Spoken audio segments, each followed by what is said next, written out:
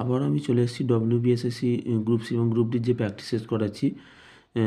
দেখো আজকে তোমরা হয়তো লেখাটা দেখে অনেকে ভাববে যে এটা গ্রুপ ডি। দেখো জিকে কিন্তু আমি প্রথমেই বলেছি, জিকে কিন্তু গ্রুপ ডি গ্রুপ সি এইভাবে হয় না, সকলের জন্যই কিন্তু ইম্পর্টেন্ট হবে।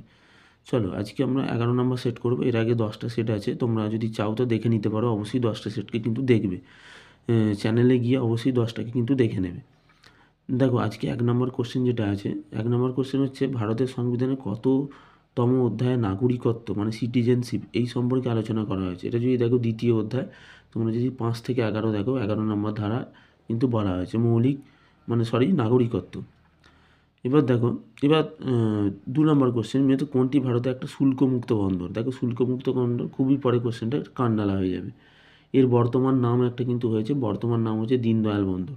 এটি গুজরাটের কিন্তু কচ্ছ জেলায় অবস্থিত, এই দীনদয়াল বা যেটাকে বলছি কান্ডালা। আর কোচিন, দেখো কোচিন নিয়ে একটা কোশ্চেন আছে, কোচিনকে কিন্তু আরব সাগরের রানী বলা হয়। আচ্ছা, 3 দাগের কোশ্চেনটা দেখো। আর হলদিয়া কি, হলদিয়াটা একটু বলে দিই। হলদিয়া কিন্তু সবচেয়ে প্রাচীনতম কিন্তু বন্দর।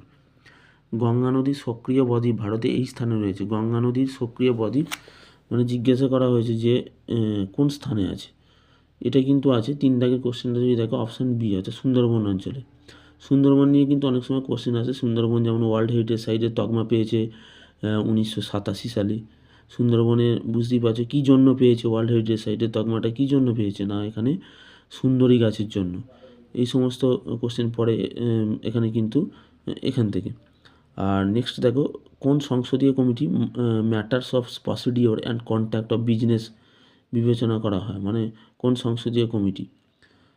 এটা কিন্তু 4 দাগের কোশ্চেনে দেখো, তোমরা যদি দেখো এটা কিন্তু নিয়মাবলী সম্পর্কিত কমিটি। নিয়মাবলী সম্পর্কিত কমিটি যেটা হবে অপশান এ কিন্তু আনসার হয়ে যাবে। 1948 সালে কিন্তু এটা গঠিত হয়েছিল, এই নিয়মাবলী সম্পর্কিত কমিটি। এই কমিটি এই যে কমিটি, এই কমিটি কিন্তু সভাপতি হন স্পিকার। স্পিকার কিন্তু এই কমিটির সভাপতি হয়। তারপর দেখো, সর্বজনীন রক্তদাতা কোন রক্তের গ্রুপকে বলা হয়। দেখো সর্বজনীন রক্তদাতা বলেছে, সর্বজনীন দাতা বলা হয় ও শ্রেণীর রক্তের গ্রুপকে। ও শ্রেণীর রক্তের গ্রুপকে কিন্তু আমরা সর্বজনীন দাতা বলে থাকি। আর বিশেষ করে ও নেগেটিভকে আমরা কিন্তু অনেকেই জানি, দেখো হয়তো ও বলে দিই, কিন্তু নেগেটিভ থাকলে কিন্তু অবশ্যই ও নেগেটিভ করতে হবে। আর আমরা জানি এবি যে রক্তের গ্রুপটা তোমরা দেখতে পাচ্ছ, এটা হয়ে থাকে সর্বজনীন গ্রহীতা, অর্থাৎ সবার কাছ থেকে নিতে পারে, আর ও সব শ্রেণীর রক্তকে কিন্তু দিতে পারে। এবার দেখো পিরিয়ডিক টেবিল থেকে একটা কোশ্চেন তোমরা দেখতে পারো যে সিই হচ্ছে, দেখো যেটা দিয়েছে, যেটা সেরিয়াম যদি বলি এর নামটা, এটা কিন্তু এফ ব্লকে আছে। এফ ব্লক একটা এলিমেন্ট, এটা অপশান বি কিন্তু আনসার হয়ে যাবে। এখানে ব্লক বের করতে বলেছে, ব্লক বের করা আলাদা করে শিখতে হয়, তাহলে কিন্তু তোমরা বুঝতে পারবে। বিশেষ করে আফবাউয়ের যে প্রিন্সিপাল আছে সেই অনুযায়ী কিন্তু আমরা ব্লক বের করা শিখতে পারি। আর এটা CE58 হচ্ছে পিরিয়ডিক টেবিলের এফ ব্লকের।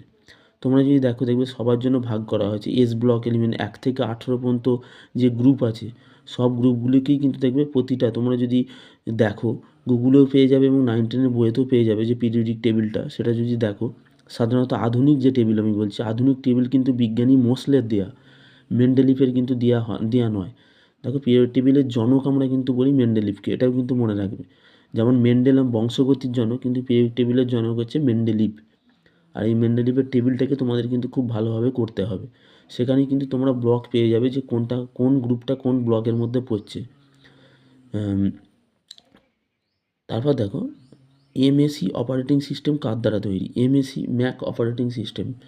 দেখো 7 দাগের কোশ্চেনটা অপশান হবে এ, মানে এটা 7 দাগের, আচ্ছা IBM হবে না, এটা সম্ভবত অ্যাপেল হবে। অপশান সি হবে, অ্যাপেলই হবে। অপশান সি, অ্যাপেল কোম্পানি কিন্তু আমরা খুবই জনপ্রিয় একটা কোম্পানি শুনেছি। 1976 সালে কিন্তু এটা প্রতিষ্ঠিত হয়, এই অ্যাপেল কোম্পানি। এটা মনে রাখতে পারো একটু সালটা।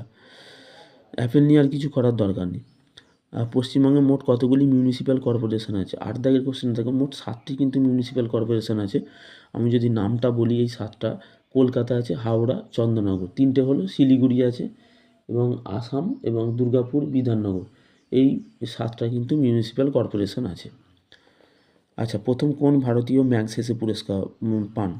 9 দাগের কোশ্চেনে কিন্তু অপশান হবে এ, ভানু আথাইয়া। ভানু আথাইয়া কিন্তু ম্যাগসেসে অ্যাওয়ার্ড পান প্রথম। আর দেখো, পৃথিবীর উচ্চতম মালভূমির নাম কি। পৃথিবীর উচ্চতম, 10 দাগের কোশ্চেনে দেখো, পৃথিবীর উচ্চতম মালভূমির নাম হচ্ছে পামির মালভূমি। এটা সমুদ্রপৃষ্ঠ থেকে প্রায় 16,000 ফুট উচ্চতায় কিন্তু অবস্থিত। আর পৃথিবীর উচ্চতম মালভূমি তাহলে কী হয়ে যাবে না পামির মালভূমি। তারপর দেখো স্টকহোম কনফারেন্সের প্রেক্ষাপটে ভারত সরকার পরিবেশ পরিকল্পনা বা সমন্বয়কারী জাতীয় কমিটি গঠন করে, এটা কত সালে? যদি দেখো 11 দাগের কোশ্চেন কিন্তু হবে 1972 সালে। 1972 সালে, তো অপশান এ আনসার হয়ে যাবে। তারপর দেখো অর্থশাস্ত্রে বর্ণিত সেনাভক্ত কী ধরনের কর? সেনাভক্ত কিন্তু একটা করের নাম, কিন্তু এটা কী ধরনের কর জিজ্ঞাসা করেছে। এটা হচ্ছে কোনো গ্রামের উপর দিয়ে সৈন্য গেলে কৃষকদের প্রদেয় কর, মানে অপশান বি আনসার হয়ে যাবে। কোন বিদেশি শাসক ইলতুৎমিশের সাহায্য প্রার্থনা করেছিলেন? ইলতুৎমিশ আমরা জানি ইকতা প্রথা যে চালু করেছিলেন, ঠিক আছে। ইলতুৎমিশ কোন বিদেশি শাসকের প্রার্থনা করেছিলেন সাহায্য?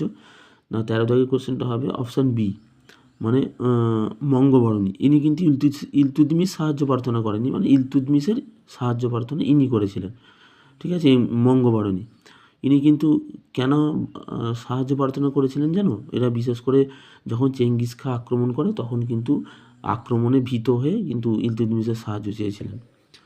আর মহাত্মা গান্ধী তার চিঠিতে লর্ড আরউইন, আমরা গান্ধী আরউইন চুক্তির কথাও পড়েছি 1930 সালে, সম্ভবত আমার যেটা মনে পড়ছে, তোমরা তবু দেখে নেবে যে হয়েছিল লর্ড আরউইন চুক্তি। এইসব চুক্তিগুলো একটু মনে রাখতে হবে। তাই কত দফা দাবি পেশ করেছিলেন, যার মধ্যে কিছু গৃহীত হয় যা গান্ধী আরউইন চুক্তি নামে পরিচিত? হ্যাঁ, এটাই বলেছে। দেখো গান্ধী আরউইন চুক্তি, সরি আমি ভুল বললাম, গান্ধী আরউইন চুক্তি 1930 না 1931 হয়েছিল গান্ধী আরউইন চুক্তি, মনে পড়েছে যেহেতু বলে দিলাম। আর আরেকটা বলেছে যেটা কি নামে পরিচিত, মানে কটা দাবি ছিল এর মধ্যে। দেখো 14 নম্বরের কোশ্চেন কিন্তু 11টা দাবি ছিল, তো অপশন ডি হবে। মেঘে ঢাকা তারা চলচ্চিত্রের পরিচালককে? মেঘে ঢাকা তারা চলচ্চিত্রের পরিচালক কিন্তু হবে ঋত্বিক ঘটক, অপশন ডি। আর তোমরা সত্যজিৎ রায় নিয়েও করে রাখবে। সত্যজিৎ রায় আমরা জানি শুরু করেছিলেন তার যে চলচ্চিত্র, বিশেষ করে পথের পাঁচালী দিয়ে, এবং 1955 সালে তার পরিচালনা জীবন শুরু করেছিলেন। আর তিনি মোট 35টি চলচ্চিত্র পুরস্কার অর্জন করেছিলেন, মানে বুঝতে পারছো 35টি চলচ্চিত্র পুরস্কার অর্জন করেছিলেন। আর অস্কারও পেয়েছিলেন 1992 সালে, তিনি কিন্তু অস্কারও পেয়েছিলেন, ঠিক আছে। এবার দেখো 16 দাগের কোশ্চেনটা। 16 দাগের কোশ্চেনটা হচ্ছে কোন জাতীয় নেতার জন্মদিন 11ই নভেম্বরকে জাতীয় শিক্ষা দিবস হিসেবে পালন করা হয়? খুব ইম্পর্টেন্ট কোশ্চেন, জাতীয় শিক্ষা দিবস পালন করা হয়। দেখো এই 16 দাগের কোশ্চেন হবে অপশান ডি, ঠিক আছে। মৌলানা আব্দুল কালাম আজাদের কিন্তু জন্মদিনে কিন্তু আমরা পালন করি। আর 17 দাগের কোশ্চেনে দেখো একটি ইন্টিগ্রেটেড সার্কিটকে সাধারণত বলা হয়, সার্কিটকে কি বলা হয়? ইন্টিগ্রেটেড সার্কিটকে। দেখো 17 দাগের কোশ্চেনটা হবে অপশান এ চিপ। প্রতিরোধক আলাদা, প্রতিরোধক বলে যেগুলো কারেন্ট যেতে বাধা দেয়, প্রতিরোধক রেজিস্টার্স বলে, এটা কিন্তু চিপ আনসার হবে। কৃষ্ণলীলা চিত্রকলা সিরিজ তৈরি করেন কে? 18 দাগের কোশ্চেনের আনসার হবে অপশান ডি, অবনীন্দ্রনাথ ঠাকুর। বর্ষসেরা গোলরক্ষকের জন্য হকি ইন্ডিয়া বলজিৎ সিং পুরস্কার পেলেন। 19 দাগের কোশ্চেনটা কিন্তু হবে সবিতা পুনিয়া, মানে অপশান এ। ভারত সরকার প্রধানমন্ত্রী দেখো অন্নদাতা সংস্করণ অভিযান যেটাকে বলে, ঠিক আছে, অভিযান। এই যে স্কিম এর মেয়াদ কত বছর পর্যন্ত বৃদ্ধি করেছে? যাই হোক 20 দাগের কোশ্চেনটা কিন্তু অপশান এ হবে, 2025 থেকে 26। আর একটা কথা বলে রাখি, তোমাদের এই রিসেন্ট যে অ্যাচিভমেন্ট আছে, মানে বিশেষ করে খেলার সাথে যুক্ত, এটা কিন্তু গ্রুপ ডি সিলেবাস আছে, একটু ভালো করে করতে হবে। চলো আজকের ক্লাসটা কিন্তু এই পর্যন্তই। তোমরা অবশ্যই কোশ্চেনগুলোকে প্র্যাকটিস করতে থাকো।